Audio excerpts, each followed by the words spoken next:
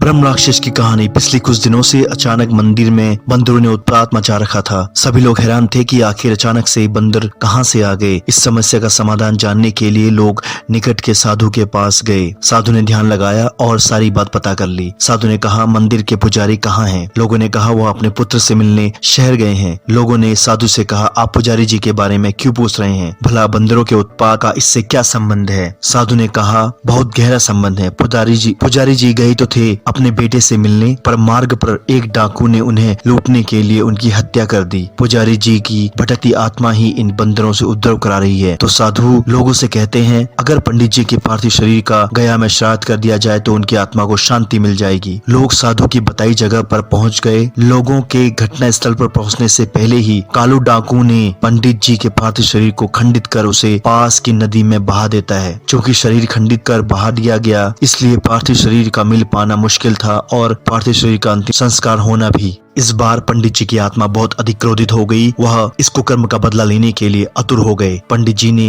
एक बीमार बंदर के शरीर में प्रवेश किया। आत्मा प्रवेश होते ही बंदर का व्यवहार बदल गया और बहुत ही उत्पाती बंदर बन गया। बंदर के शरीर में पंडित जी की आत्मा थी, इसलिए पंडित जी अपनी मौत का बदला उसके शरीर के माध्यम से लेना शुरू कर दिया। वह डाकू के घर पहुंच गए और उन्होंने डाकू की घास की झोपड़ी में आग डाल दी। आग की लपटों में डाकू की बीवी, बच्चे और पालतू जानवरों को जलाकर मार डाला। डाकू इस घटना में बच गया क्योंकि उस समय वह किसी राहगीर को लूटने के लिए नगर के प्रवेश द्वार पर गया हुआ था। पंडित जी बंद रूप में नगर के द्वार के पास पहुंच जाते हैं। वह डाकू एक स्त्री को लूटने जा रहा था। वह स्त्री सुंदरकांड की कथा से लौट रही थी। डाकू को स्त्री को लूटता देख पंडित जी की आत्मा को बहुत गुस्सा आ गया। वह बानर रूप में इस कृत्य का दंड देने के लिए आगे बढ़े। उन्होंने सबसे पहले उसके हाथों को अपने दांतों से काट डाला। जख्मी होने के बाद डाकू अपनी जान बचाने के लिए जंगल की ओर भागा। वह भी उसका पीछा करते। जब वह उसका पीछा करते करते जंगल के अंदर पहुंच चुके होते हैं, पंडित जी पेड़ की सबसे ऊपरी डाल पर पहुंच जाते हैं। वहां पास पर एक कटहल लगा होता है। वह उस कटहल को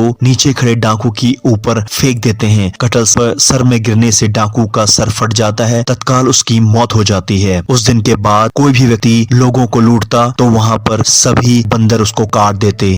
चोरों और डाकुओं ने गांव छोड़ दिया।